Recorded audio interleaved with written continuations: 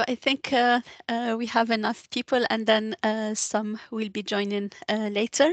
So thank you very much, colleagues, for joining us today in this kickoff meeting of the Anglophone Africa Transparency Network established by the CIBIT Global Support Program. My name is Fatim Zara Taibi. I work in the UNEP Copenhagen Climate Center, and we are and I'm managing the CIBIT Global Support Program. So it is a project funded by Jeff and implemented by UNEP and executed by UNEP CCC. And we will be given a little bit more information about it a bit later. But so without further ado, let me introduce our director, John Christensen, who will be giving us some opening remarks for this meeting. John, the floor is yours. Yeah, thank you very much, Fatima Zara, and welcome to everybody from the sort of Anglophone African group, plus the other participants on the meeting I could see just before. So this is sort of the second workshop kickoff. So my job is basically to say welcome and introduce you a little bit to the thing that you will be engaged in the next couple of hours and hopefully the next couple of years. And I mean, transparency for me is really about the whole credibility of the Paris Agreement, because unless we can document what comes out of the NDCs and comes out of the climate actions that countries are undertaking, it really will not be credible in terms of delivering on the targets that we've all agreed on. So with the first BTR, biannual transparency report, due in 24, I mean, there's really a need to accelerate action, both on data collection, accounting, and eventually on reporting also, if we're going to make it in time. And with the agreement on modalities and procedures that came in Glasgow, I think the guidance is clear. I mean, it may not be easy, but it's certainly clear what needs to be done. And what we're hoping, of course, also is that with enhanced transparency efforts, it's also possible for countries to look back into the NDCs, and when you start preparing for the new NDCs in 2025, hopefully having a better understanding of what works and what doesn't work, and also what are the impacts of the actions. And I mean, one of my jobs in Europe is to help produce the emissions gap report every year. And I mean, it really demonstrates as clearly as you can that rapid action and increased ambition is necessary. We are not on the way to 1.5, and we're not even on the way to 2 degrees. So we need really to step up collectively. And I think transparency and understanding will be helpful. Then, of course, we also have added now both in Glasgow, I mean, with the agreement Article 6 and market mechanisms, I say new opportunities, but also new challenges for the accounting and reporting, and with the decision on loss and damage, and successfully moving forward on that, there will be new issues that you also have to deal with in the accounting and reporting exercise. Maybe not for the first BTR, but it's certainly going to be something countries want to look at. In parallel, we have the global stock take going on. And of course, it's important also if you have input and ideas about how to make that more productive. There's a submission in the middle of March where you can come in and propose things for the technical part of the remaining stock take process. And I mean, we are preparing something from UNEP also, will include things from the various project activities, but I think it's also important countries, if you have the interest, please go and provide input and suggestions. As Fatima Zara said, we've been working here at the UNEP Copenhagen Climate Center on transparency issues literally since before the Paris Agreement was signed. We started a program called ICAT that we launched in Paris. We didn't dare to call it transparency before the agreement was done, but we changed the name overnight, so it came out as Initiative for Climate Action Transparency. And we're still helping about 30, 40 countries right now with capacity building institutions building under that program. But then, of course, Jeff was mandated in the Paris Agreement to come up with the capacity building initiative for transparency.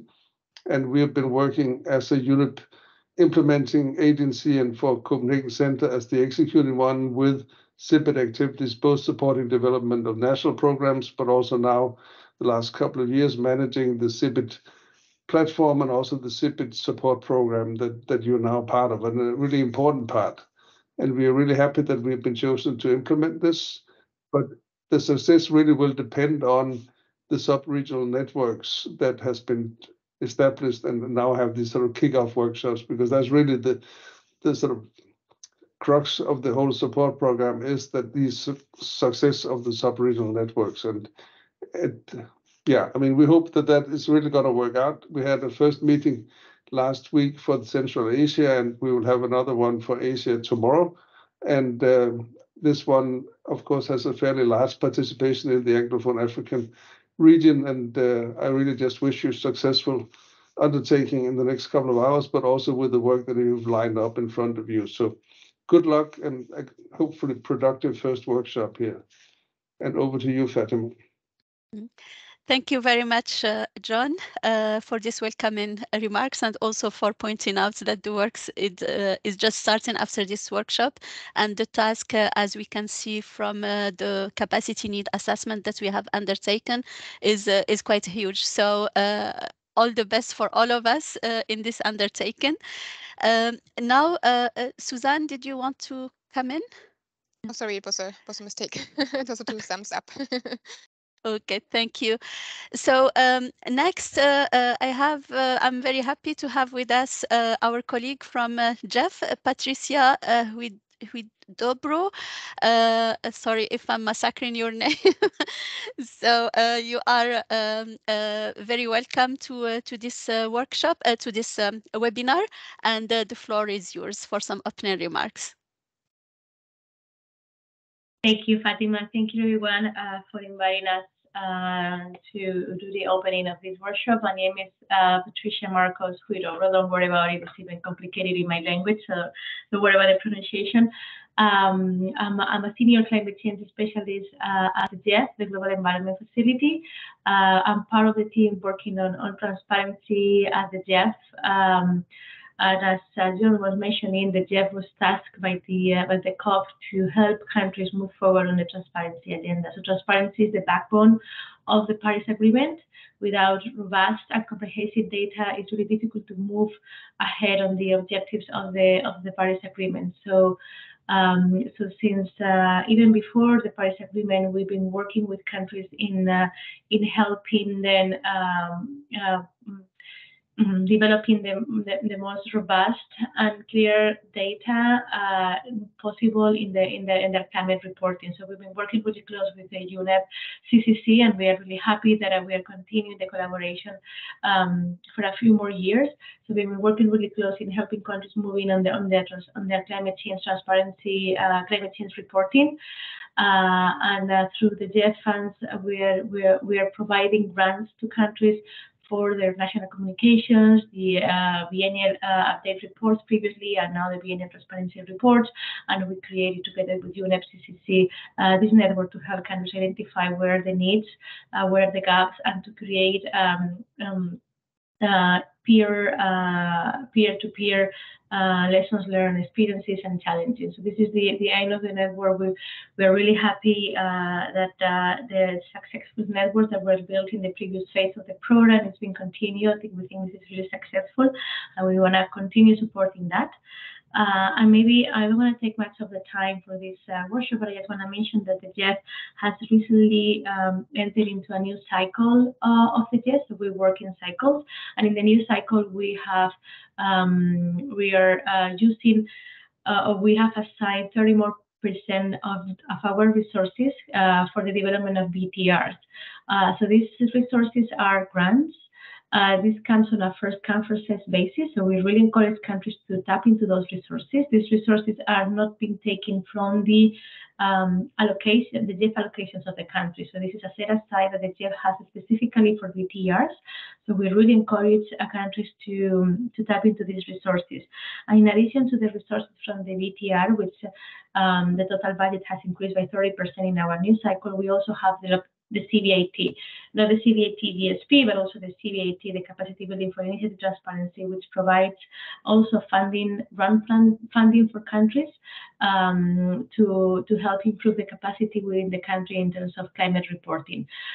These resources are also set aside. They are not being taken from the allocations, the GEF allocations to the countries, and it's again first come first served basis. So we really encourage country again to come to the GEF, and if there is any capacity building needs in the country with regards to climate reporting, please feel free to do so and work with the agencies to try to submit a proposal and use those resources which are available to all GEF eligible countries on a first come first served basis. So there are resources there. We want to also we want to also improve on the way the resources are being distributed.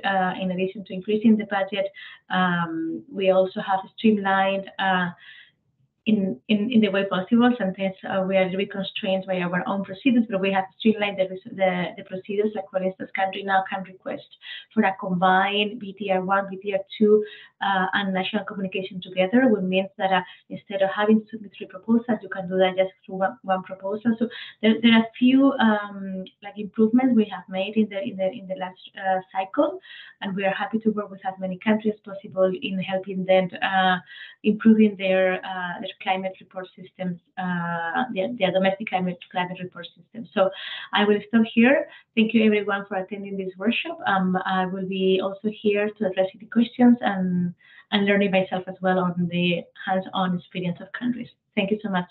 Over to you, Fatima. Thank you very much, Patricia, and thank you for sharing the great news of the increasing of the funding for the BTR.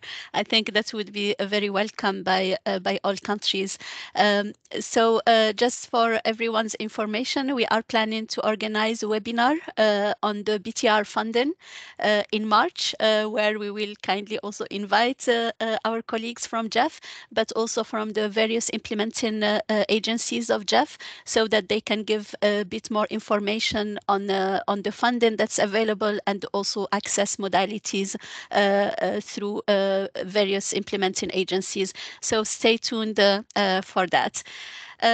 So I think with that, we can start by taking a family photo, and then we can dive in afterwards. So if you don't mind putting your camera on, please, for a moment. And put on your best smile as well. I will try to make a photo of everyone. I see everyone is smiling. Let me take one shot. One,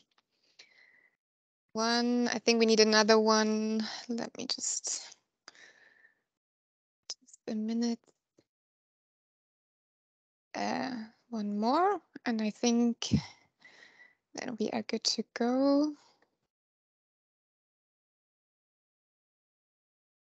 Perfect. Yes. Thank you so much, everyone. Thank you, Suzanne, and thank you, everyone.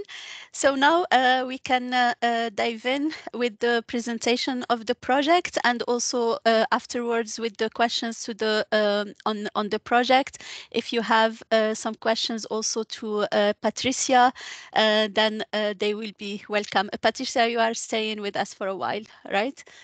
Yeah, perfect. So good. Let us then. Let me try to share my presentation.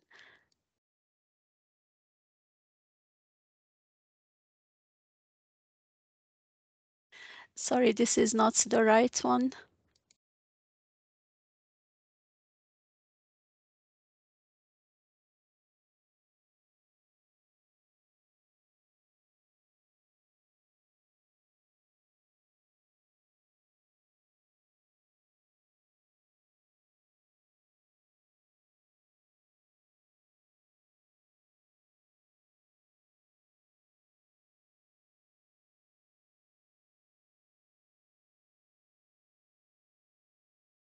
Yeah, so as I mentioned before, as I mentioned before, we have, sorry, I just put it in, can you see my screen in full mode?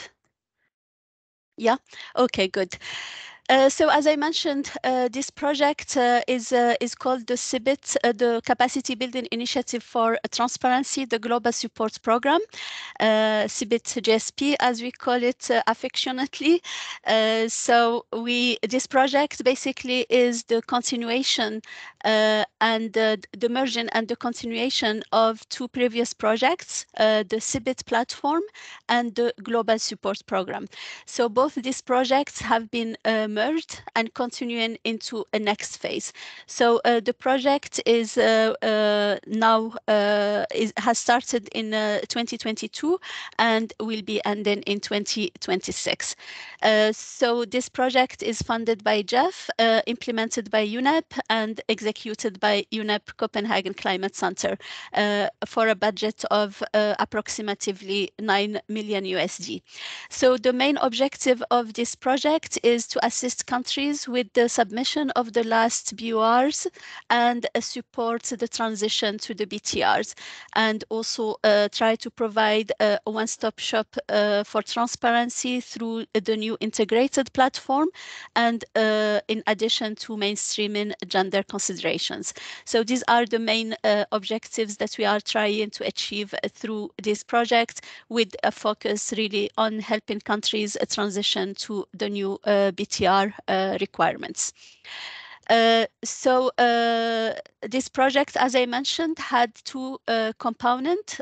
One is the integration of the CBIT, is the development of an integrated platform that's basically would integrate the CBIT, the old CBIT platform, and the Global Support Program platform, adding also more functionalities, and also making it both more user-friendly and more useful for both countries and support organizations. So we aim that this platform will be a one-stop shop for transparency, and where everyone can find all information relating to projects, to transparency reports, to countries' capacities and knowledge resources in, and that will contain also a help desk function where countries can request support, and also where we can try to do matchmaking between support requesters and support providers, and also where we will provide a forum for peer-to-peer exchange on transparency between all transparency practitioners. So the idea is that this platform will not be only a platform for the projects or a website for the projects, but something that all countries and organizations have ownership of, and that they can use to their own for their own ends, and to support countries or to request support. So we hope for it to be very comprehensive and useful to all transparency practitioners. So this platform we are hoping that to launch it during the SBs in Bonn. So for now, the design phase have been completed, and development has already started, and we are in a good way there. So this platform has been designed through various consultations with many stakeholders, including countries and support organizations, so that we are making sure that all needs are taken into account, and that the platform is responding to the needs that are currently in the transparency space. So here just wanted to show you a little bit some of the functionalities that will be useful for the networks. So we will have a page for each of the networks that we have created under the GSP, where it is possible to initiate discussions on the various topics on transparency, and where countries can share between each others the various, if they have questions, but also if there are some good practices or some thoughts that they have with regard to any specific item on transparency. So it will be a moderated forum, and each of the network coordinators will be responsible for moderating the networks that they have. And also we will have country pages where all information relating to transparency in a country will be featured, including also ongoing projects. We will also have pages by support initiatives, where also all support initiatives that would like to be featured can be there, where they can update also their information and put all the activities that they are doing there, so that it's everyone can find the information they need in the platform. And last but not least, I wanted to show you this this page that we will have that relates to the support page. So here we will have a template where countries requiring support from both the GSP, but also could be from other initiatives, would be able to fill in the form and submit the requests, and we will try to respond to the requests, but also to try to matchmake it with other support providers that might be able to provide the requested support. So another components of the project relate to gender. As you know, gender is taken a lot of having more importance in the last years under the UNFCCC, and in this project we are continuing the work that has been initiated under the Global Support Program on gender. So we will be updating the gender toolkit that was already produced in the last few years, and providing trainings on the new updated toolkit, and also providing direct assistance to countries in integrating the UNFCCC Gender Action Plan into their enhanced transparency frameworks. So this will be on a need basis, so countries who would like to receive this support can get in touch with us through the request for support, as you see in the platform, but also through just sending us an email, and then we can have further discussion and see how we can help with these components of gender streamlining. So this activity will start most likely towards the second half of this year, once we have the gender toolkit updated. So the other components relates to the capacity building on the transparency per se, where the aim is to accelerate the submission of the last BOR, support the transition to the BTR, support countries with the institutional arrangements, and also identification and dissemination of best practices, and fostering South-to-South exchange. So basically here we are building on the experience and the lessons learned from the previous phase of the Global Support Program, and to that end we have continued with the concept of the regional networks that were perceived as being successful or an adequate medium to provide support to countries. So under this phase of the project, we have created 10 networks. As you can see here, we have the Spanish-speaking Latin America, the Anglophone Caribbean, Lusophone cluster, Middle MENA network, Francophone network, Anglophone Africa network that you are part of, Eurasian network, Central Asia and the Caucasus, Asia and the Pacific.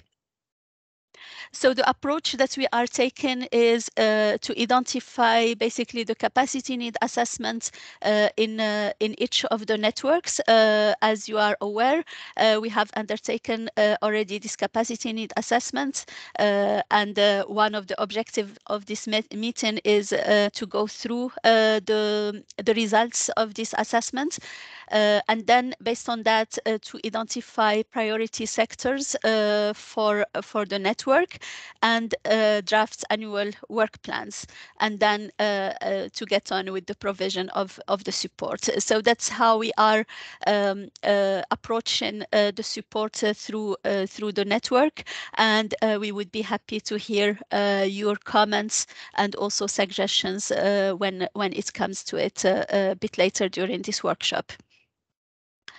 So one of the activities that we are also undertaking is the quality review of transparency reports. So the aim is to improve the submissions, the quality of submissions to UNFCCC. To that end, we are doing a quality review of BURs, NCs, national inventory reports, and hopefully BTR in the next couple of years.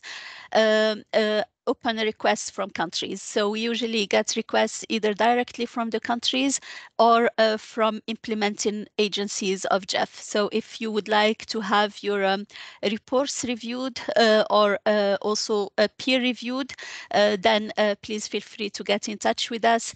Either contact us directly. You will have our email addresses in the last slide of this presentation, or through your GEF implementing agency. So for now, we have done 13 reviews so far, and we are aiming to do much more in the coming in this year and in the coming years, as the rate of submissions to UNFCCC will increase as countries will be trying to submit the last BURs to be able to start with their BTRs.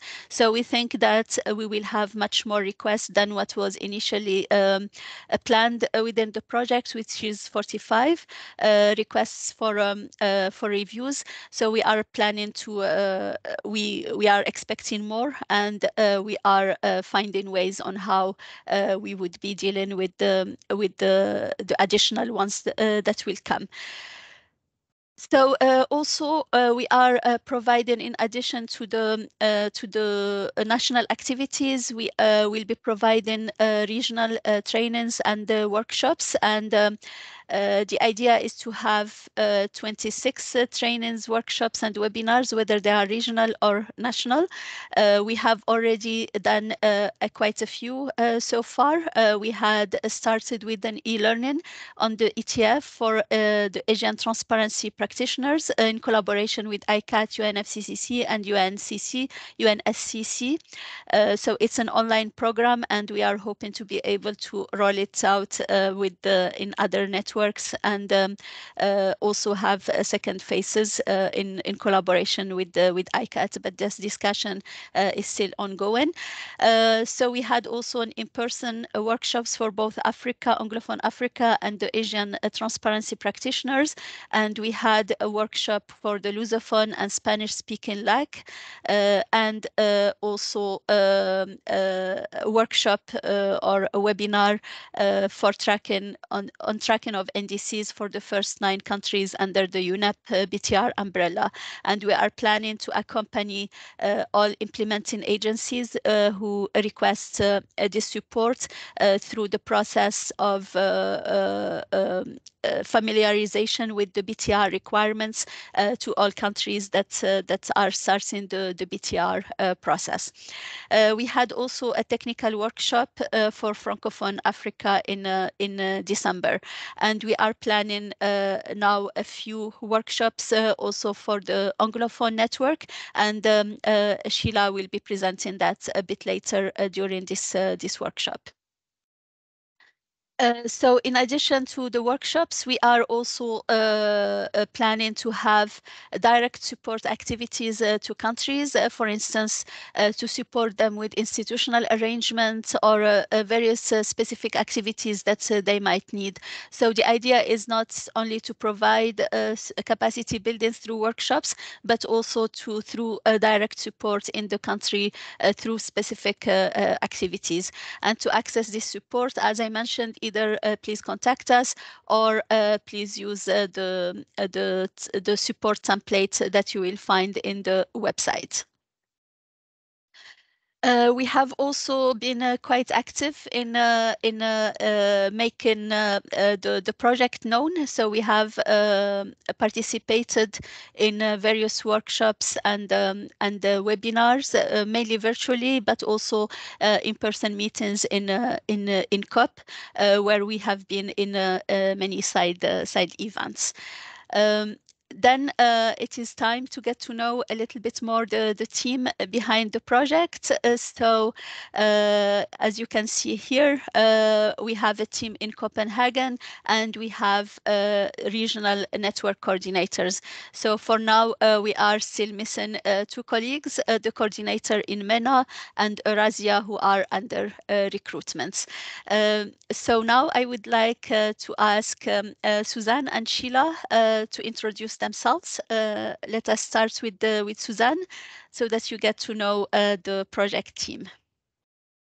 Yes, hello everyone. Welcome to this meeting. It's so great to see so many of you. Yeah, my name is Susanne Konrad. I'm a project officer here at the UNEP Copenhagen Climate Center, working closely together with Fatima Sarah on the project. We're really excited to kickstart the activities in this network. There will be lots of activities ahead, and as Fatima Sarah said, this is just the start, and you will definitely hear more from us, and we are really excited about the collaboration and upcoming activities in the special network. And we have a great person on the ground based in Uganda with Sheila. So I'll give a hand over to Sheila to introduce herself. Sheila, please. Yes, I hope you can hear me. You can hear me. Okay, thank you. It's a pleasure that everyone is here, and I'm happy to be here. I'm called Sheila Chichoncho. I'm the Regional Network Coordinator for Anglophone Africa, and I'm glad that I will be learning from colleagues from the different countries. I have already been sending some messages, and I hope to work with you so that we can achieve the big milestones that we have planned for the project. Thank you. Thank you very much, Sheila. So with that, we are, the floor is open if you have any questions and if you have also any comments, both for myself and also for Patricia.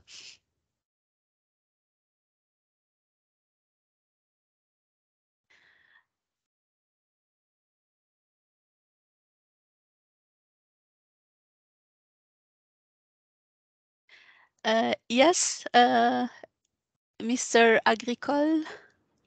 Yes, good afternoon and welcome everyone for this webinar on transparency.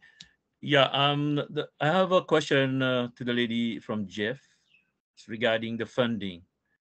And you mentioned that Jeff will assist member countries to come up with the BTR. So the question is that we do have a star allocation. Of course, we had received or will be getting the GF8 star allocation. So what I want to know, if to carry out the BTR, if we are going to take the money from our star allocation, or if not, or if so, how much will be each country be receiving? Is it an equal sum, or it's depending on specificities or circumstances of each country? And Seychelles is from an island developing states. Thank you.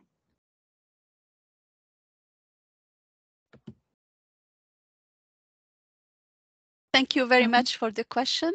Patricia would like to come in. Yes, sure. Thank you so much for the question. It's a really important one, and one that also we receive every time. So I was mentioning before, we have a specific window for funding BTRs, and this window is set aside. It's a set aside resources that is not tapping into your star allocation. So there are resources that are outside of your star allocation for the development of the BTR. Okay, so in terms of funding, and let me I have here. I want to give you the exact figures. So if you just give me a moment, I will let you know the exact amount of money. for VTR. So we revised the budget for VTRs as of July 1, 2022, and increased that a little bit. So the budget that is available for VTRs is the same for all the countries, independently of the size. So it was really difficult to customize the amount of the budget that is required for each country. So we decided to provide the same amount of money to all countries.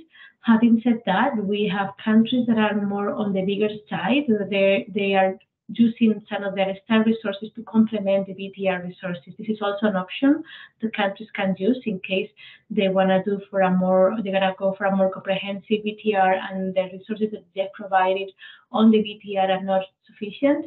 They can always tap on their STAR allocation for the VTR. So the resources that we have for the VTR, and we have different modalities. We have modality 1, which is basically a standalone VTR, and we provide up to 600,000 for a standalone VTR. Then we have another modality that is combined VTR plus national communication. So there are many common data and common reporting that is between the national communication and the VTR. So in case a country is due for a VTR and a national communication on the same year, we are supposing that they are using the same data, and most of the data is almost the same. So we provide the resources for a combined VTR and national communication is 633,000. It's a little bit more because we understand there are some synergies between the two reporting, and we are accounting those when we did an analysis of an estimation of a VTR and a VTR combined national communication. I don't want to get into more details, but if there is any follow-up questions, I'm happy to respond to that. Thank you. Thank you very much, Patricia.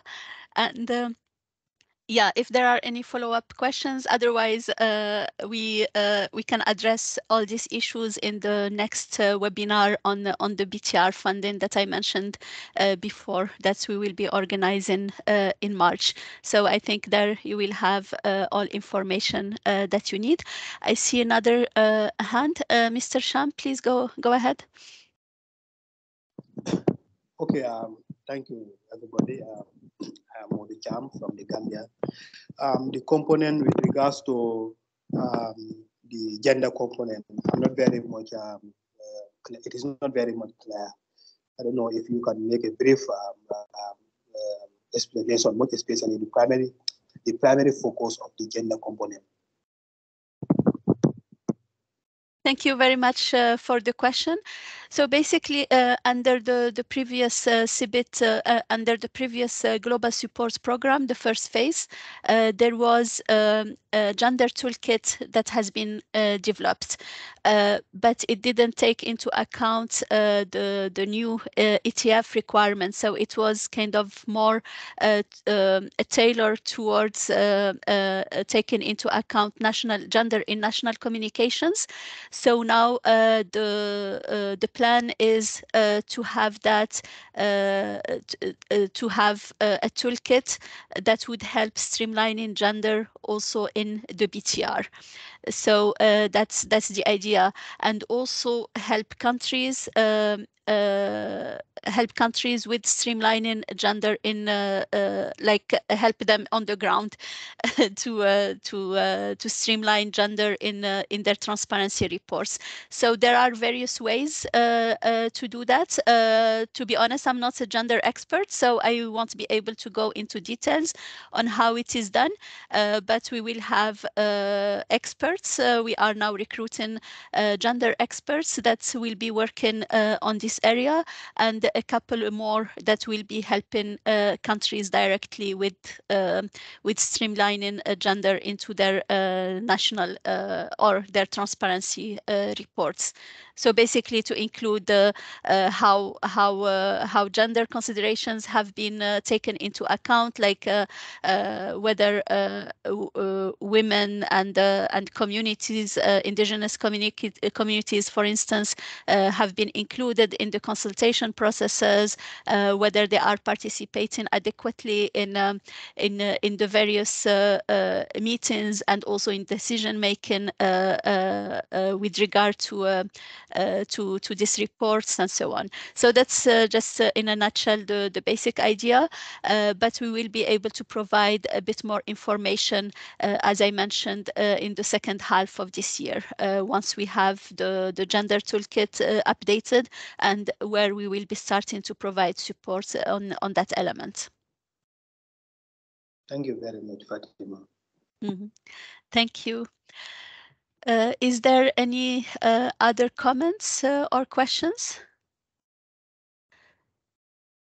So I'm happy to see many familiar names now that I'm reading the participants list, and also both from countries and also from our partners from international organizations. So we are looking forward to a fruitful collaboration. Katarina, please. Thank you. Just because you said questions or comments, and I have a comment. Yeah, please. I very much look forward to that platform with the forum that is included, that one-stop shop for transparency. That sounds very promising. And I think that will be very useful for countries as well as other institutions working in that field. I very much look forward to that. Thank you for setting this up. Yeah, thank you, Katarina. We are also looking forward to making it operational with the help of all, both from countries and also our partners from international organizations. Because as I mentioned, the idea is that this platform is not only our platform, but it's the platform for all transparency practitioners that can contribute and make it their own to provide as much information and knowledge as possible to countries and practitioners in transparency. So we look forward to collaborating with you on that. Good. If there are no further comments or questions, so then let us move to our next agenda item, which is the presentation of the results of the capacity need assessment that we have undertaken in Anglophone Africa. And I'm happy to give the floor to our network coordinator for Anglophone Africa, Sheila Kikonko. So Sheila, please, you have the floor. Okay, thank you so much. I still see the hand from Wills as I upload the presentation. Maybe he can put in his. I think it's an old hand.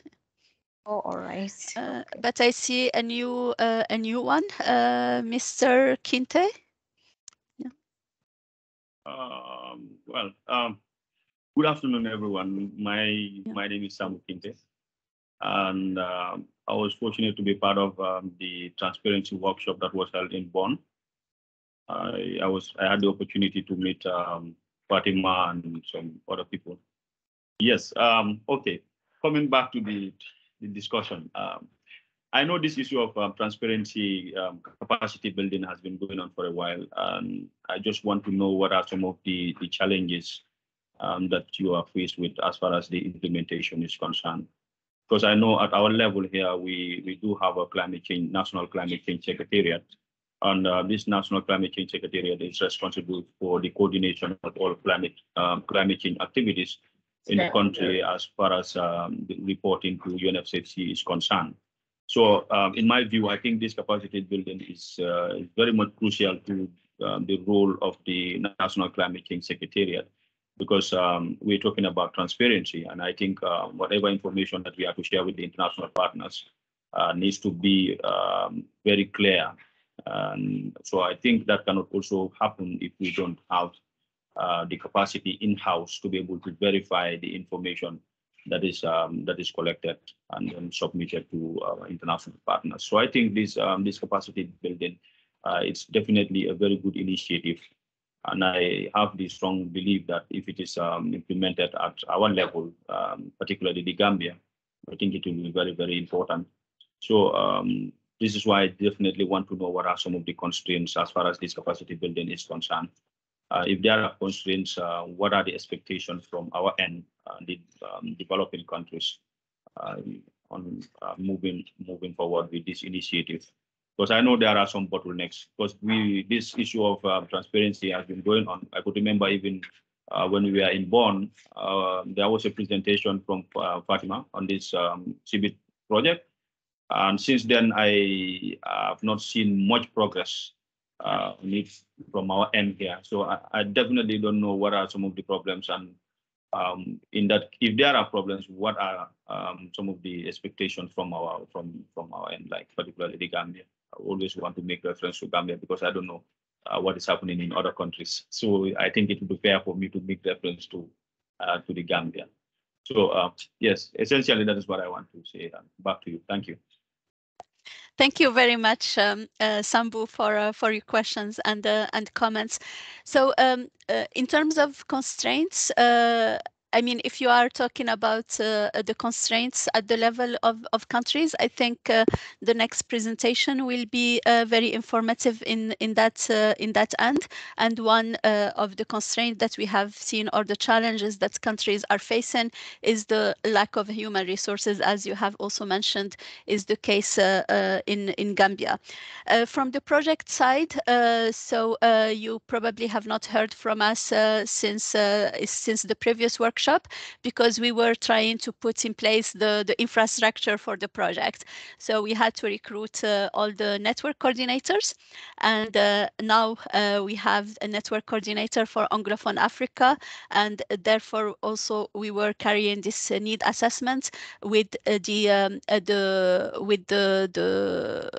objective of having the work plan reflect the needs in the countries. So we didn't want to have just some activities that we would ourselves define, but we wanted to be a bottom-up plan. So that's why it has taken a little bit of time between the last workshop that we had with you and hearing from us during this workshop. But now that we have the infrastructure in place and the project team is almost complete, you will hear from us much more in the future. And Sheila will be in direct contact with you. So please do not hesitate to get in touch for whatever support you need, or if you have any questions or comments. So she will be there for you. And the team also in Copenhagen, of course. Mm-hmm. Yes, I think that is also very important. I think the other challenge also is the flow of information as far as this whole CBIT project is concerned.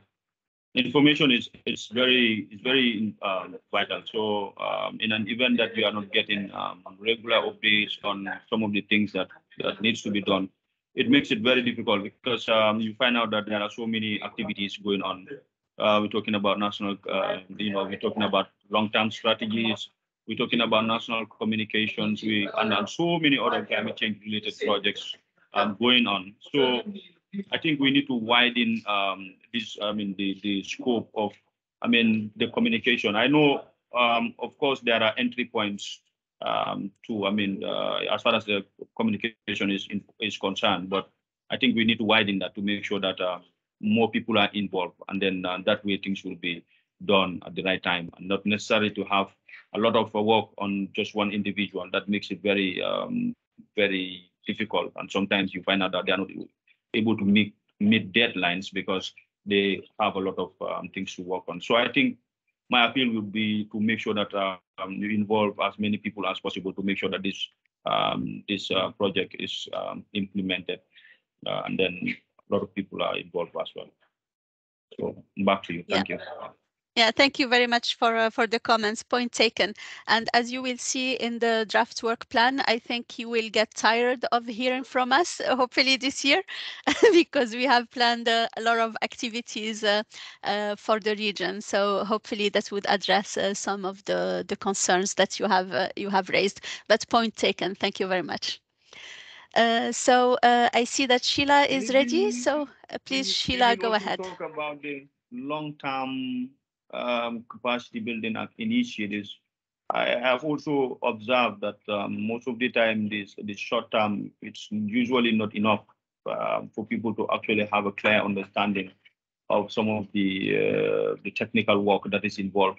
I have noticed that most of the capacity building, maybe this could be as a result of financial, I don't know, constraints or so, but I think we should also think of having these capacity building programs in the long term so that those that are actually involved are able to fully understand the work that is involved in this, CBIT project as far as transparency is concerned, because I know it involves a lot of capacity for people to be effectively reporting on national circumstances. So if you don't have, the capacity that it requires, it's going to be very difficult. And this is why most of the time African countries are usually depending a lot on consultancies, consultancy firms from, outside the country. And then those people, again, will have to come back to them to supply them with data, to supply them with information. So that is because we don't have enough capacity to be able to deal with some of these things. But I think if we have enough capacity, we'll be able to respond to some of your needs as quickly as possible without necessarily having to hire a consultancy firm to be able to do some work. And then sometimes it makes it difficult to get necessary information from stakeholders. So it's usually difficult. But I think this is a very good initiative, and then it will help a lot as far as transparency is concerned. Thank you. Yeah. Thank you again for the comments.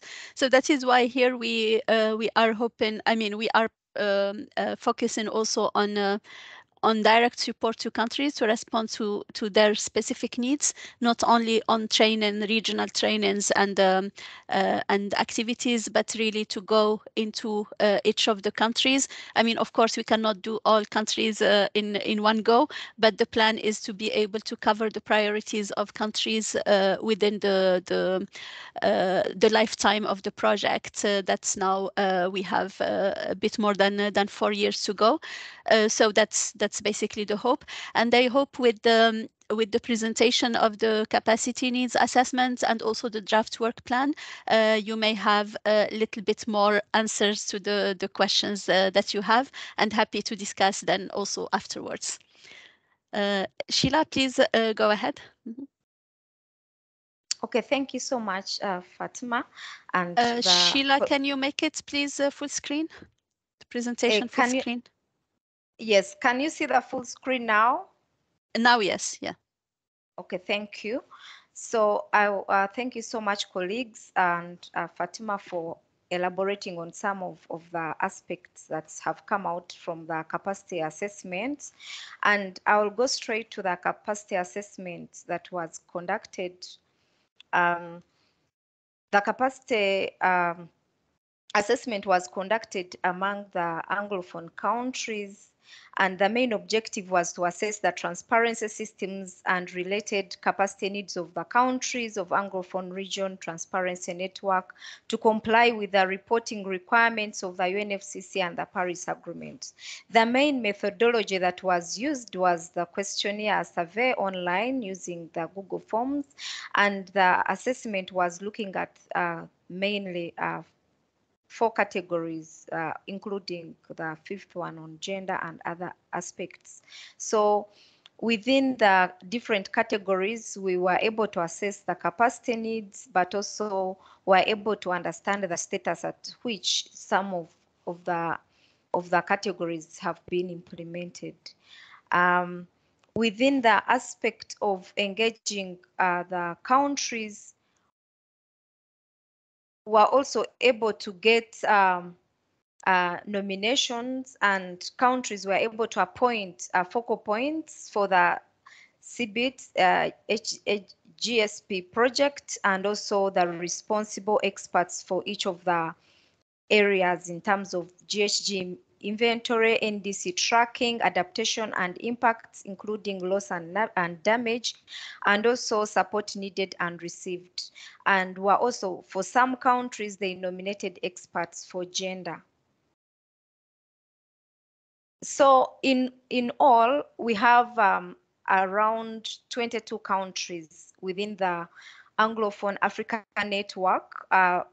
Some countries double with other network like Mozambique and sometimes Seychelles, but we are trying to harmonize so that they belong to one network.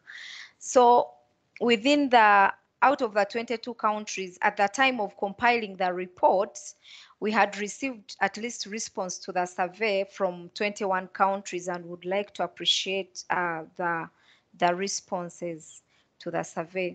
So overall, transparency system and status of the reporting, we have fair transparency in most countries. Around 10 countries have been able to report fair transparency since they have been working on since they have been submitting their national communications. At least 3 of those countries, most of the countries have submitted at least 3 national communications, 1 biannual update report, and 4 out of 20 countries had not yet submitted the BUR as yet.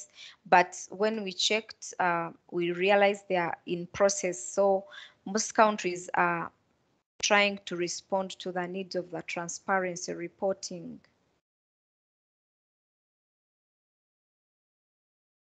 In terms of, I hope you can see my next slide. In terms of implementing the ETF and funding for BTR, most countries are not familiar, that is around 12 countries in the region are not familiar with the ETF templates and tables and the funding for BTR, and I think that's why you have seen that we are prioritizing a training on this in around March. So, but even those countries that said that are familiar have not used those templates and even like common reporting tables. So that's why we thought that it's a priority for countries to be able to familiarize with the tools and templates. So in terms of support for transparency and reporting, most countries have been receiving support towards enabling activities in national CBIT projects, and then support from other initiatives, including ICAT. And as you can see, different countries have been getting support from UNEP, UNDP, FAO, and CI. But also in terms of capacity and training, UNFCCC has directly supported some countries, and also PATPA.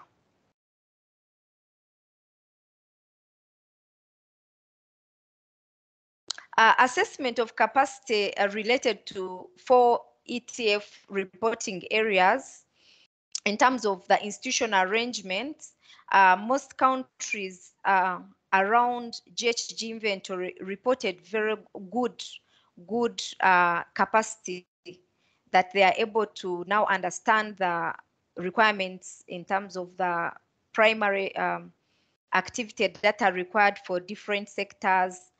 And then other countries under NDC reporting requirements, they reported poor. This could be because of the limited tools and systems that are available for tracking NDCs.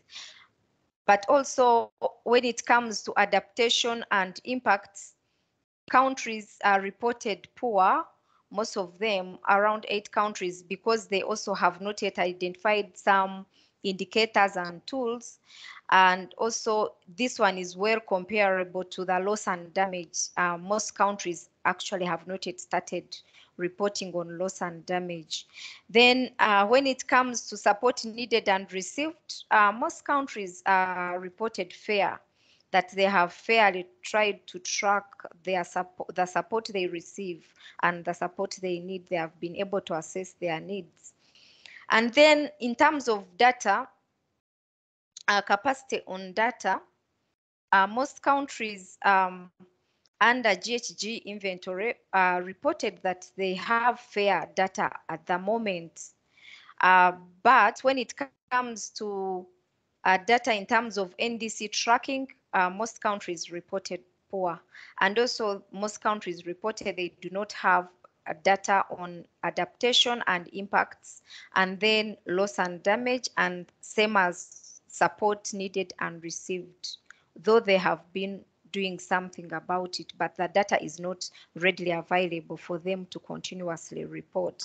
But generally, both in capacity requirements for institutional arrangement and data requirements for most of the countries, they have challenges ranging from limited institutional and capacity setup, lack of coordination between responsible government agencies, lack of capacities for various groups in terms of policy groups and other experts.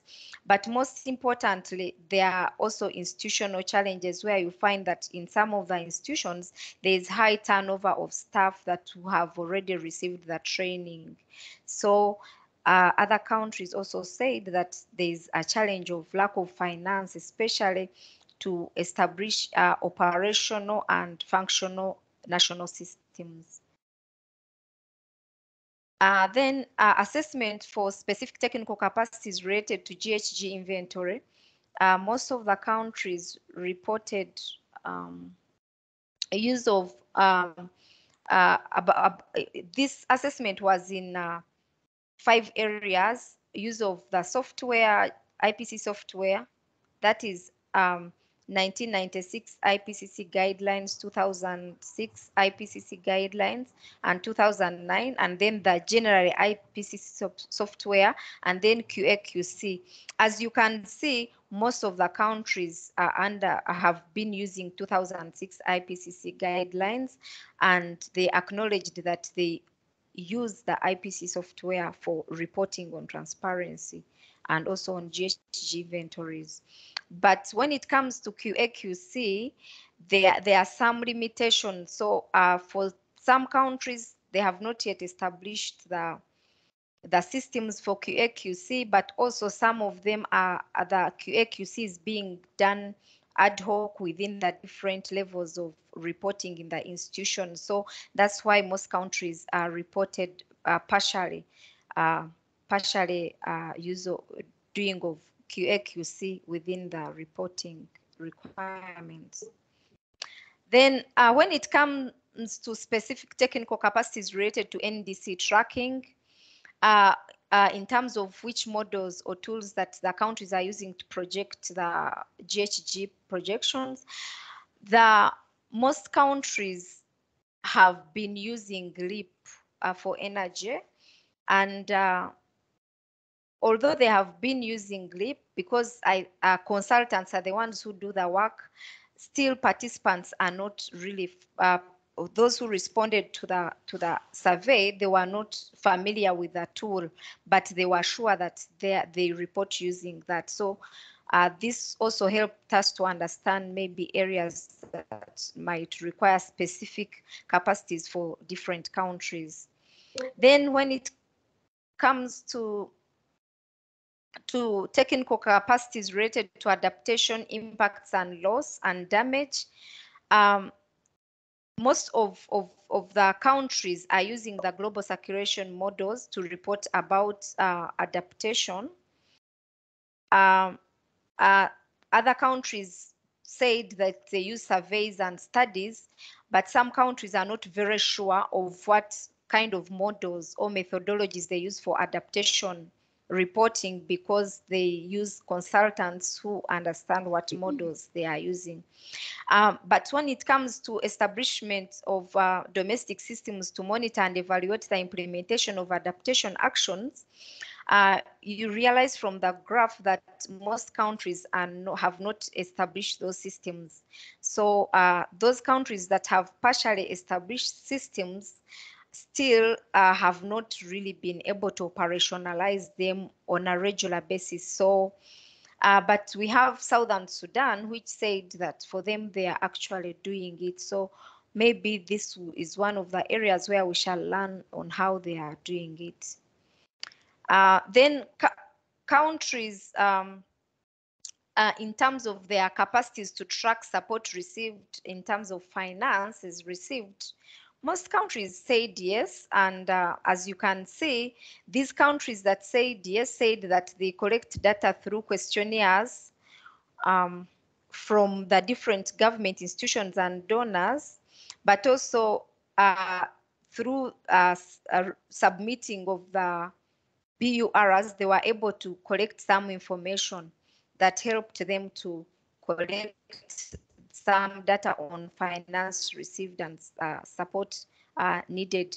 But specifically, South Africa said they have established a good system, but also South Sudan said that under their MRV system, they are able to track finance flows, and this is being monitored under their Aid Finance Coordination Unit in their Ministry of Finance. So those are some of the good examples that we already have in the region. Then I would like to now go to the key takeaway messages of the capacity needs assessment. I would like to say and appreciate that most countries have achieved specific milestones towards transparency reporting worth sharing with other countries. For example, South Africa and Eritrea's experience in establishing their institutional arrangements, particularly for MRV systems, they are proud to share with other countries. And also most countries have taken steps towards gender mainstreaming, although like from what the Gambia was sharing, most countries have been able to do something about gender mainstreaming, especially using the toolkit, some of the tools they have received previously, but might not have integrated the ETF reporting requirements, but at least most of the countries reported that they have done some gender disaggregation of data. They have done some gender mainstreaming in their policies and in the documents. However, all countries stated insufficient institutional arrangements and systems as their main challenges for ETF reporting. So few countries that have taken steps towards establishing M&E systems for tracking adaptation. These are 7 countries. They have partially established the M&E system, and they also mentioned that this M&E system was adopted during the updating of their NDCs. So that's where they indicated some of the indicators for adaptation. But apparently there's no country that has started assessing losses and damages towards transparency reporting. So generally, when synthesizing information about the priority needs for all countries, at least all countries highlighted some of these areas, NDC tracking, and some of the specific elements include target setting, determining the indicators for tracking progress under that NDC tracking, but also some countries which need some capacities under GHG inventory mentioned issues on institutional arrangements, QA/QC, best practices on software estimations they would want to learn from other countries, and also they want to learn about the new IPCC methodologies and tools for data collection and management. And then countries also highlighted setting up of effective institutional arrangements. Most of the countries have not yet come up with a strategy of developing MOUs within the different agencies that have the data, and maybe could also support some of the QA/QC aspects. And then some of the legal arrangements are not well implemented to enable some of the countries to effectively operationalize the already established institutions.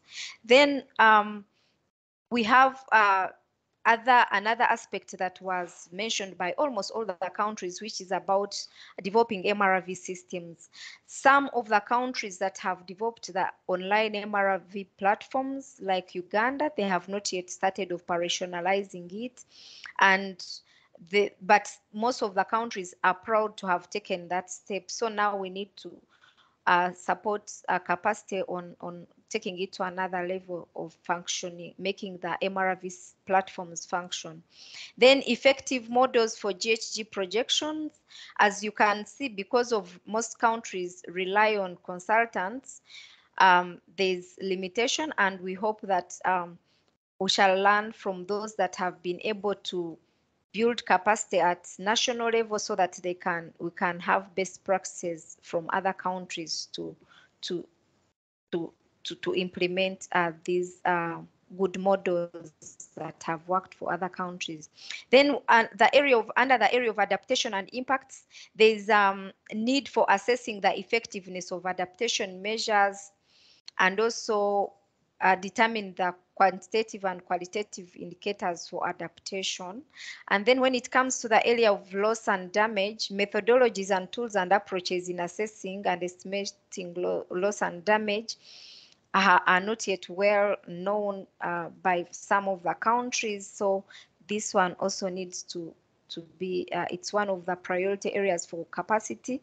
And then climate finance, tools for tracking the mechanism for support needed and received need to be established in most of the countries, and also development of the systems. And of course, there was a need for enhancing capacity of most of the countries to transit to ETF reporting requirements. Those were some of the priority needs. So as you can see, the distribution among the countries, the priority was NDC reporting, and also followed by adaptation impact and GHG inventory, followed by the other areas. So the previous speakers talked about the support in terms of finance.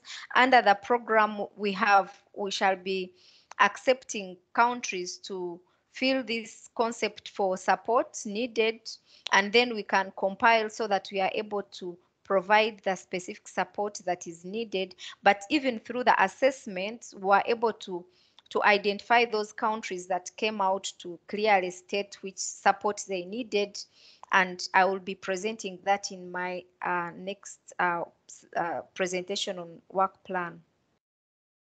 So I would like to take this opportunity to thank you for listening, and I'll be waiting to receive any questions. Thank you so much. Thank you very much, Sheila, for this presentation. This is just a snapshot of the assessment that has been conducted, and you will see the full details in the reports that have been shared with you. And the same report will be also available through the website in the current CBIT platform. So we will also, after the meeting, share the link to all to the reports and also to the presentations that have been done during this meeting. And I also would like to express my appreciation to countries. So we had received, as Sheila mentioned, 21 out of 22 responses from countries, which I think is a really good outcome. So thank you very much for taking the time to fill in the survey and to help us assess the needs in the Anglophone African network. So thank you very much for that. Now the floor is open if you have any questions or comments.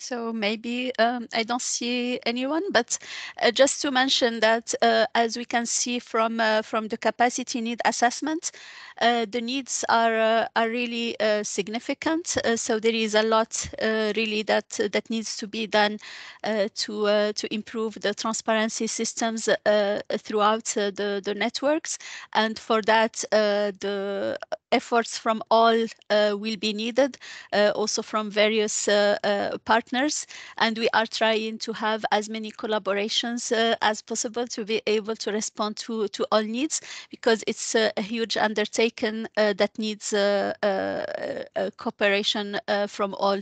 But we were also pleased to see that there are many best practices from countries that can be shared. So it is not all negative. There are positive aspects. There are countries who have done quite a lot, and that their experiences merits to be shared. And we will be planning some experience sharing events and for South-South learning. So keep tuned also in that, because we think that one of the best ways also to learn is from countries that are in similar circumstances, so that we are not bringing, I don't know, some very advanced countries to share their experience, but really a country that's very similar in the national circumstances, so that experiences can be adapted much more easily. So then I do not see any comments or questions. Last call. This is your chance now. If not, then let us move to the work plan, and maybe we'll have some more questions afterwards. So based on this, yeah, Mr. Agricole, please. Yeah, thank you. I was just looking at the presentation. I see the name Seychelles being written in capital letters, whereas the other countries not in capital letters. Why is there something significant? No, No. I think it's just No. a typo. Yeah. It's a typo. Apologies. Apologies. Okay. Yeah. Thank you. Yeah. Okay. Thank you. Katarina? In fact, I do have a question. You mentioned that a couple of countries established an M&E system within the process of updating their NDC. And I was wondering, was that, for instance, via support that they received for the NDC update, that this was then suggested and set up, or how come that several countries decided to set up a national M&E system for adaptation and impact during that NDC update process? Do you know? Thank you, Katarina. This, I think, Sheila would be more able to respond. Yes, thank you. The response, what they are calling the M&E system, is mainly identifying the indicators for adaptation within the updated NDC. So based on that, they think that they are able to monitor some of the aspects of adaptation. That's what they mentioned. Hello? Yeah, we can hear you, Sheila. So maybe we Yes. can, maybe we can take this discussion bilaterally and go through the properly through the survey results. I think Sheila would be able to give you the name of the countries that are concerned by this activity, and I think that would provide a little bit more understanding. Yeah, I will share with Katarina some of the countries, so we can maybe learn from them to share with other countries. Yeah. Yeah, thank you. Any further questions? No, I see Sambu, you have your camera on. Was it to ask a question or? No, Fatima, at some point I lost connection. So Okay. unfortunately, I've missed a great part of the conversation. So we will have a okay. recording as well. And we will also share all the presentations that were done during this meeting. Yeah. That would be nice. Thank you. Good, thank you. So Sheila, let us move then to the work plan, the draft work plan. So as I was mentioning, basically based on this capacity need assessments, we were able to identify the needs and the priorities for countries that you have seen in the previous presentations. And in this draft work plan, we try to accommodate as many as possible through regional trainings and national activities. However, it is, as I mentioned, the projects that will be running for 4 years, and we are not able to provide all the support at once that is needed. So we have to prioritize based on the priorities identified by countries themselves, but also on how on our understanding. However, this is a tentative work plan, and it is to initiate the discussions further so that we can firm up the plan after this meeting through bilateral discussions as well. So Sheila, please.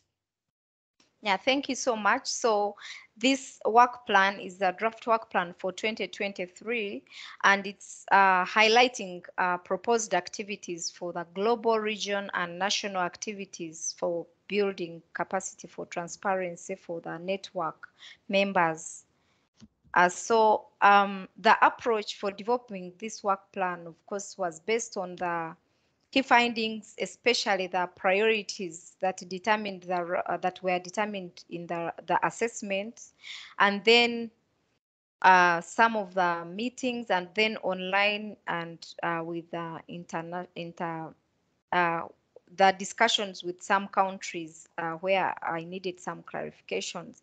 And then also we did some desktop to find out which trainings have been done before, so that we don't repeat the same trainings of where some of the countries are demanding to be trained. So we are so careful so that we do not overlap the different trainings by also looking from what other partners are providing.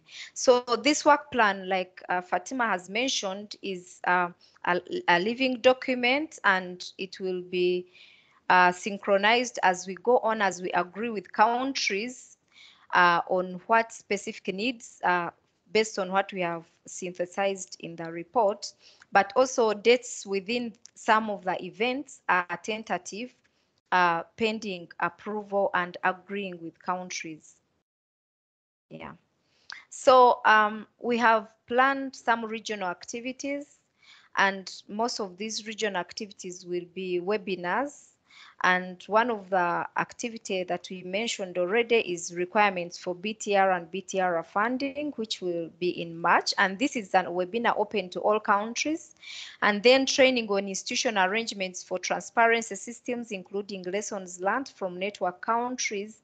This will also be virtual, but this will involve I will get in touch with some of the countries which have shown and expressed that they have some good lessons, so that we can structure some of these trainings. And then a webinar on support needed and support received, reporting requirements and best practices. This can will also be shared. We have Mauritius and Botswana who have already given us some of the hints on how they have been doing it. So we hope that they will be able to share with other countries. And then through a webinar, and then training on NDC tracking, including tools and indicators. This will start, this will be a hands-on training in South Africa. We are still under preparation, and here we are collaborating with PATPA as one of the partners, but this training will start with a webinar, and because it's a hands-on rigorous training, we hope that the first part of the webinar will help to build momentum and maybe requirements for attending the hands-on training in terms of data needs, so that when we go to South Africa, we have all what we need to be able to achieve more in the training. So this is planned for April it's around May, I think, the week of 16th May. This is where we have tentatively allocated it, but we allocated date from April because we are going to start the webinar in April, and maybe also feedback will be up to like June. So we hope this will be a rigorous training, and it's also open to all the Anglophone network countries. Tentatively, we hope to get 2 representatives from each country, and we shall be sending more information in regard to that training. Then we have introduction to new CBIT, a GSP integrated platform and the dedicated network space. This will be a webinar for all countries. We have already told you about it. Fatima talked about it. It is scheduled for June, and we hope that you will be able to attend. Then we also have introduction to the updated gender toolkit. This is also open to all the countries, and it will be sometime in the last quarter. And then we have training on adaptation and impacts and requirements for reporting adaptation communication. This is tentative, and we hope that all countries will participate, and we have scheduled it for around March. And then we also have national specific trainings. We did not choose considering any order, and since the project is 4 years, we just selected a few countries for this first year, and we hope that in the next year we shall be adding on countries. But also, if there is another country that shows need at this stage, we can also consider to include it. But at the moment, hands-on training on recommended modeling for tools for projecting GHG emissions, Eswatini and Seychelles showed some of the capacity needs, and we thought that we could organize this specifically for these 2 countries around May. And then, but these are tentative dates, so we shall reach out to countries to find out when we can have the training. And then assessment and recommendations of institutional arrangements for transparency. Eritrea and Mauritius showed a need for this training in terms of they wanted to learn from other countries how they have done it, but it doesn't mean that they have not done something. So because they showed the need, we thought that we could also organize a specific training for them. And then GHG inventory, including 2006 IPCC guidelines. Zambia, Zimbabwe, and Malawi also showed the need that they would want to have a refresher on this training, and we hope to organize a specific one. Please note that these are tentative dates, so we shall agree and reach out to countries to see when we can do organize these trainings.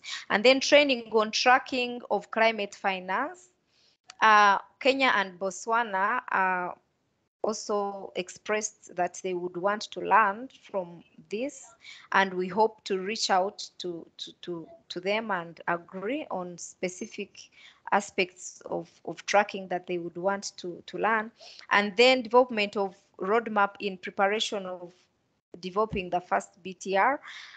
This is also going to, it was expressed by Sierra Leone, Uganda, and the Gambia, and also other countries, but tentatively we selected these ones, but other countries, as we tailor this training, if there's any need, we can increase the number, but of course not to all, because we think that in the first year we first take, and then we keep up increasing the number as we go on in the other years. And then peer review for climate change, reporting and documentation. This one, when we were reading and also getting the responses from Gambia, and since Namibia did not respond, we thought that maybe they will need this so that we can have more engagement in the future on that. And then the other parts of work plan is about regional networks, exchange activities. So most of these are open to all countries.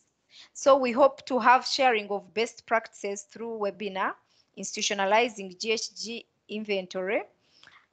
We hope to reach out to South Africa. Actually, even in the responses, they said they are willing to share with other countries. And this is open to all, but specifically some of the countries demanded that they would want to learn from what other countries have done. Sharing of best practices, it will also be done through a webinar, institutional arrangements for transparency reporting. Mauritius also expressed that they have done something, but they were not very sure. So we think that maybe if Mauritius and Ghana and Rwanda share some of the good practices that or best practices they have done, other countries will be able to learn. And then sharing of best practices webinar is also the topic will be about development of a robust transparency system. And Liberia and Ethiopia, from the responses, they showed that they have been able to do some good work, which can be a very good best practice for other countries to learn. So other parts of the work plan that we have, we shall be able to produce some knowledge products and publication on best practices from all the countries where we can find, and then summaries of from key decisions from COP27, COP28, and updates from IPCC estimates reports, then report on activities carried out to support the exchange of knowledge and experience in the Network Exchange Forum.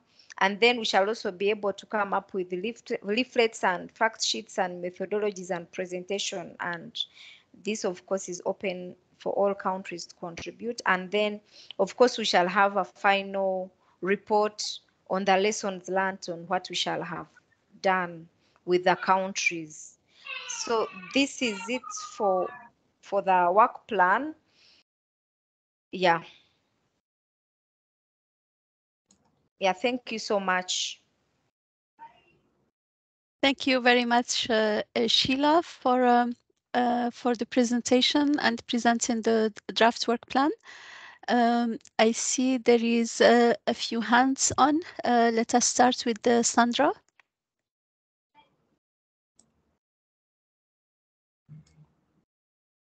Thank you, Fatima and Sheila, for the presentation and the work plan. Indeed, it is detailed on a lot of activities that you plan to do this year in terms of building capacities for Anglophone African countries. I just have I have one question, and then the other one is more of a comment. Let me start with the comment.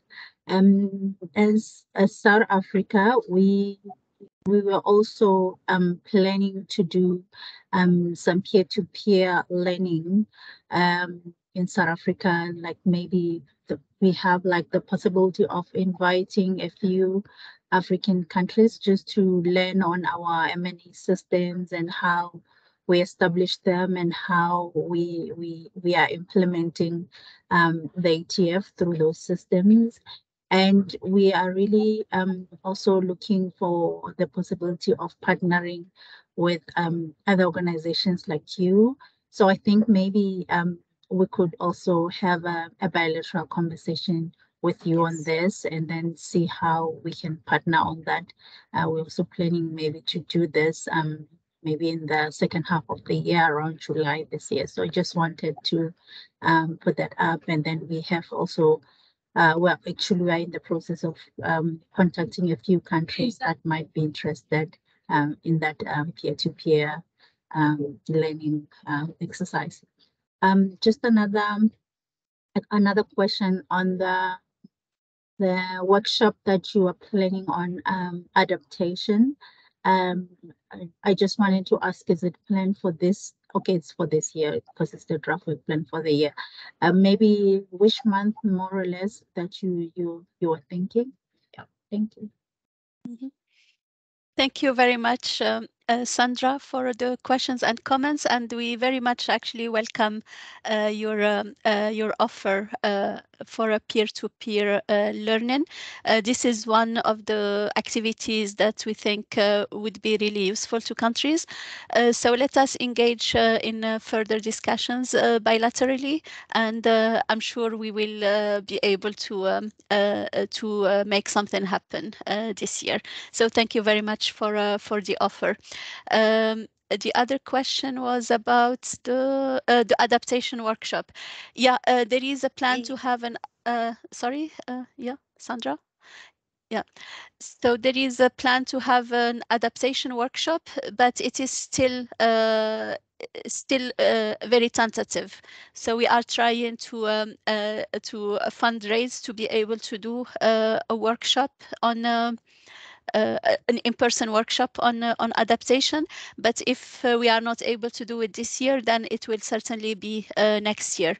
Let us also keep in mind that the CGE will be doing a workshop on adaptation reporting in Cape Verde, I think. I'm not sure whether it's confirmed, the location is confirmed or not yet, but they will be doing it for Africa, both Anglophone and Francophone, in April, if I'm not mistaken. I think Tugba is here and could provide a little bit more information on that. So it would, in my view, cover it a bit. And then for us, we could go a little bit deeper on it next year with the basis of the UNFC or the CGE workshop, using the basis of the CGE workshop. I see there was also some questions from Arthur in the chat, just joining the in-person virtual workshops. So basically, yeah, we would be really happy if we are able to do workshops in in person. However, there are budgetary constraints, and now in this after COVID world, everything is becoming so expensive that we are actually we have to fundraise to be able even to do what was planned initially in the project, because things became very expensive. So we are for now able to do only one workshop per person, in person per year. However, we are, as I mentioned, trying to fundraise so that we can do more in person. You can see that there are many national activities, and the national activities will be in person in the countries. So that's actually, yeah, something that we also need to take into account. So let me see who was next. So we have Michael Okumu. You have the floor. Yeah, thank you. Thank you so much, Fatima and team, for this very great webinar and for the great ideas that are coming through. I also want to thank Sheila for that very good presentation on those the capacity needs that were identified. I just wanted a few clarifications, maybe from Sheila, maybe 3 questions, and this would help maybe to refine further the effectiveness of the intended activities.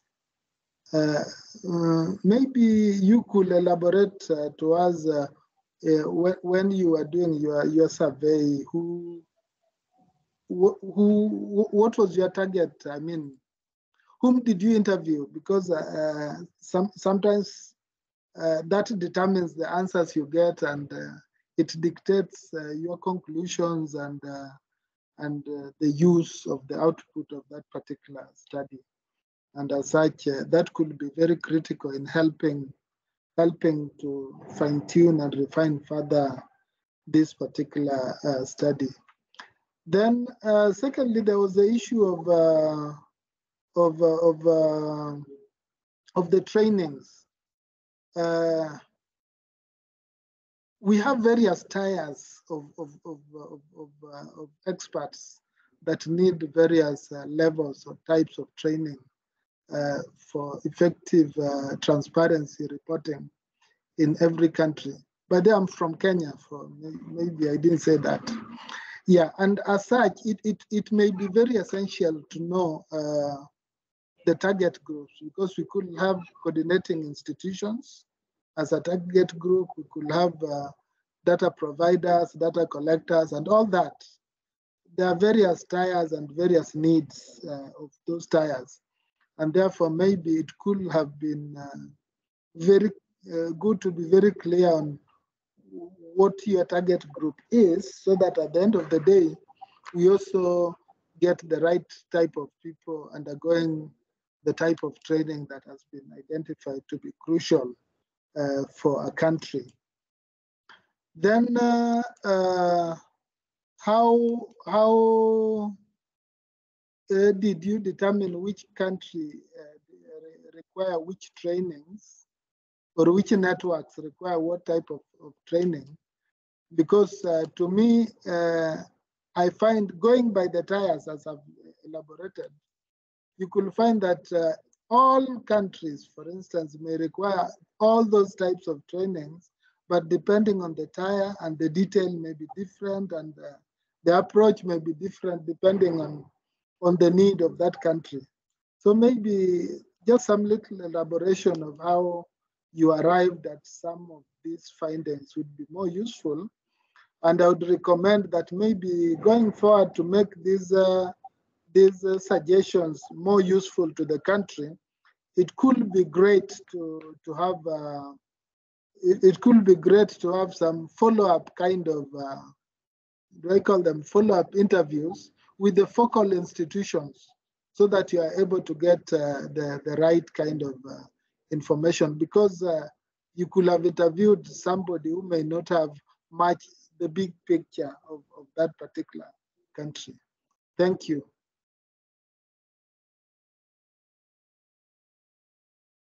Thank you very much. Sheila, would you like to address some of the questions, and then I can complement afterwards? Yeah, thank you so much. So I will start with the target group.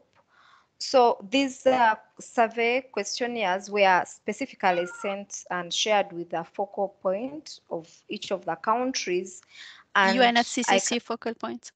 Yeah, UNFCCC focal point, and the UNFCCC focal point identified who should respond to the assessment, to the survey. So most of them were not specifically responded to by the focal point. So it was upon the focal point to identify the person to respond to the assessment. And that one, of course, we didn't have a lot of control, but I think also we appreciate your guidance because these assessments were done between December and January, and most of the governments of the countries, they were on leave. Most of the experts maybe were on leave, and it was not actually very easy to even get some people on phone. So we tried follow-up calls.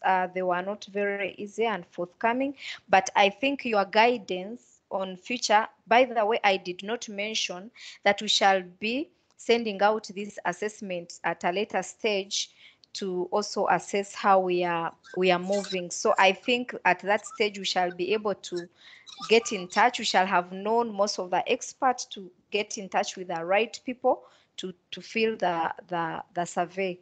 So I would like to maybe stop here in terms of the different cohorts and how we came up with the specific country trainings. I also mentioned that most of the trainings that have been identified for specific countries are considering that other countries will be added on. And as I mentioned, we shall have follow-up bilateral meetings to be able to focus the training needs on the different specific countries, not just the broad subject of what we have written in the work plan. I can stop here for now, and I will allow my colleagues to add on. Thank you. Yeah, thank you, Sheila. Maybe just to add on the target group for the trainings. So, for instance, the in-person training that we are planning to do on NDC tracking, we will be asking the focal point to nominate the person or the persons who are dealing with the NDC tracking, because we have in the forms in the nominations that we have asked for, we have asked to nominate focal points by thematic area, and we think that the persons that would be working on the various thematic areas would be the kind of the optimal audience for the workshops. So for NDC tracking, it would be the people working on NDC tracking. For adaptation reporting, it will be people working on adaptation reporting, for inventory, and so on. So that's, but of course, the countries are sovereign in terms of who they would like to nominate to workshops. For us, it will be suggestions on what could be optimal to make the best of the workshop. In terms of the national activities, it will be the country itself. So we will be discussing with the countries to identify what would be the target audience for the national activities. So if we are doing an IPCC guideline training on some specific sector, then it's the country to identify the various stakeholders that are involved in that sector and that would benefit from that specific training. So it will be really in discussion with the countries. And just also to add that for now the activities that we have defined are tentative based on the needs assessment and the priorities that have been defined by countries in the need assessment, and also taking into account the existence of other supports from other international organizations on the ground. So all these elements we have taken into account to define the draft work plan. However, we will be, after this meeting, based on your feedback now, but also after the meeting, contacting the countries directly to hear more and to refine further the work plan. And thank you, Liberia, for your interest in the modeling tools. So we will certainly take that into consideration, and we will have a bilateral meeting with you to further discuss the possibilities. So I think I had missed, I think, an element from Arthur's question in the chat. It's, I mean, I think that this last responded to that, but also he was mentioning something about having meetings with the UNFCCC, SBs and COPs. So that's something that we are also looking at. It's sometimes very difficult to organize because there is the pre-sessionals as well.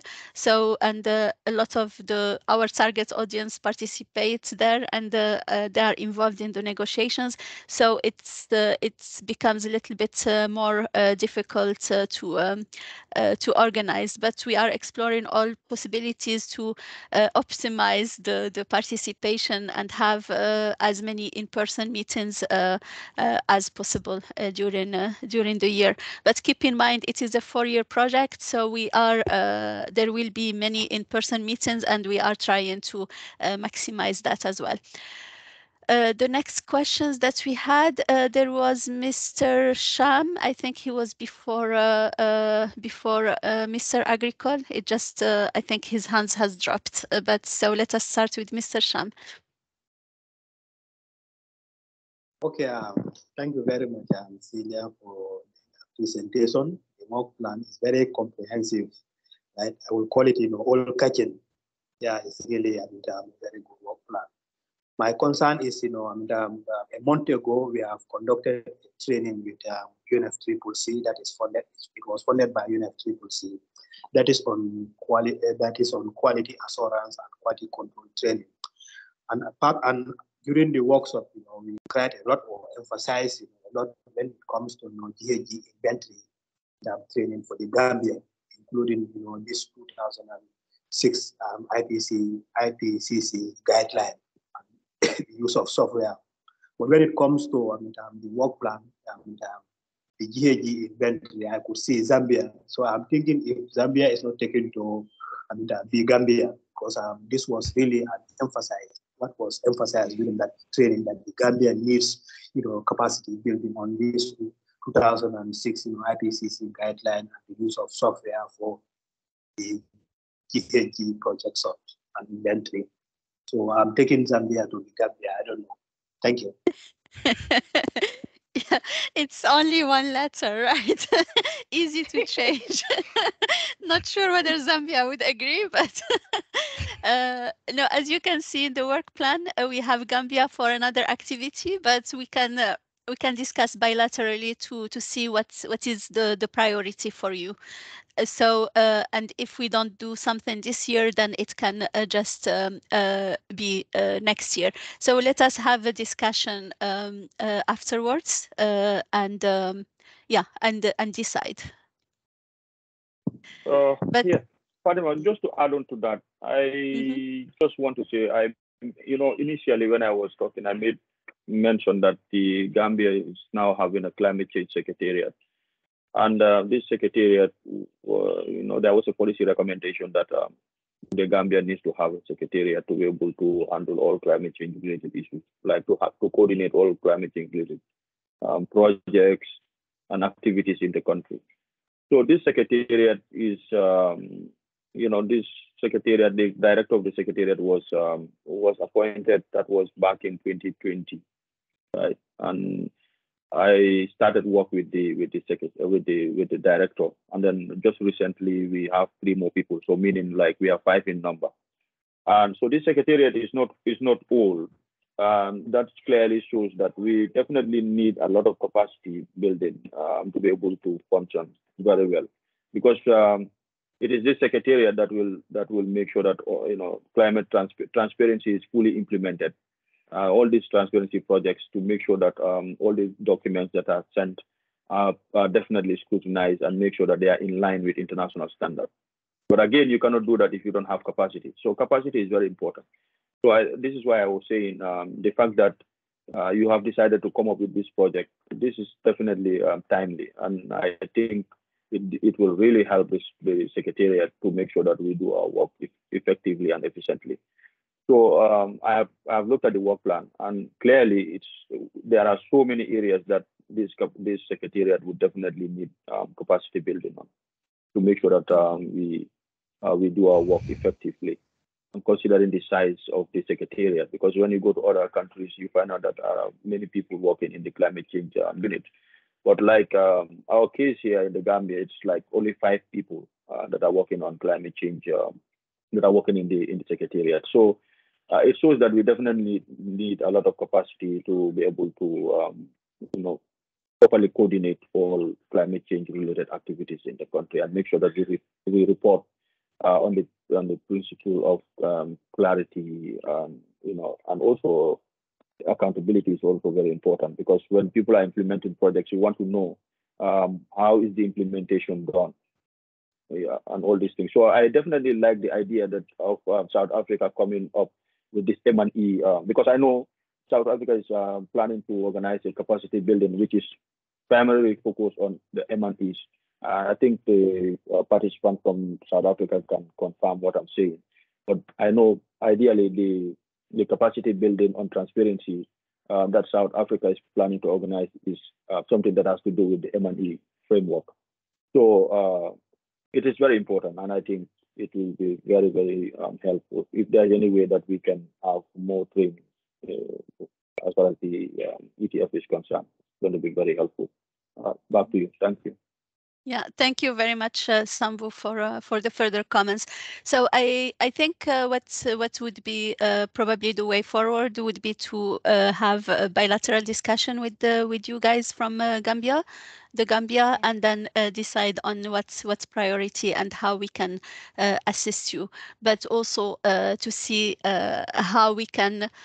For the needs that we might not be able to respond to, how to help you get further supports, maybe from other organizations that are active in the area of transparency in Africa. So that's also something that we can explore together. So thank you very much for the comments, and definitely we will be counting on South Africa a lot in terms of sharing experience, and we are very grateful for them also for hosting the workshop that we are planning with PATPA in South Africa. So our colleague Sandra here is really helping us with the organization and with our change in requirements. So thank you very much, Sandra, for that. And now we can take the question or comments from Agricole. Please go ahead.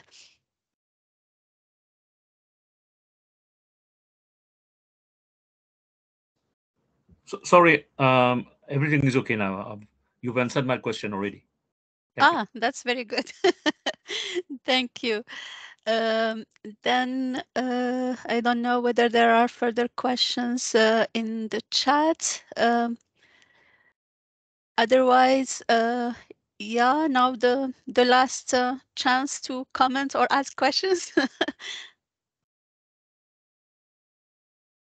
So I do not see any. So it's perfect timing to close this workshop. No, we have another one, Abiola. Thank you very much. I appreciate this meeting and you convening this meeting. My colleague in South Africa, I've been looking forward to this opportunity. We had looked way back when we had hoped we'll have this opportunity. Sandra, thank you. Nigeria has been very much involved in all of this that you mentioned. I'm not sure if you have received our survey, answers to our survey, but we have been on the platforms engaging with you in all of this. So we look forward from Nigeria, we look forward to participating in building capacity as we build and enhance what we already have done in the past. Thank you very much. Thank you very much, Abiola, and it's nice to hear other feminine voices. So this is one of the things under gender, so that we need more women's participation in transparency. So very nice to hear. In addition to Sandra, another feminine voice. Not to say that we don't appreciate the masculine ones, but we need more feminine ones. So thank you very much, colleagues. It has been a pleasure to talk to you today, and we are really looking forward to operationalizing and starting the implementation of the project with all your help, whether you are from countries and also from our partners from international organizations. So the next steps would be that Sheila will get in touch with you so that we can refine the work plans. So please respond to her so that we are able to finalize the work plans and start the activities very soon. And also please expect invitations for the workshop that we are organizing with South Africa and PATPA on NDC tracking in May in South Africa. So stay tuned for that. So thank you very much, Sheila, for the presentations, Suzanne from the organizations, and all the colleagues for your participation. We really appreciate that, and let us keep in touch. Thank you very much. Thank you, everyone. Bye-bye. Thank you. Thank you so much. All right. Thank you. Bye-bye. Thank you. Thank you. Bye. Bye.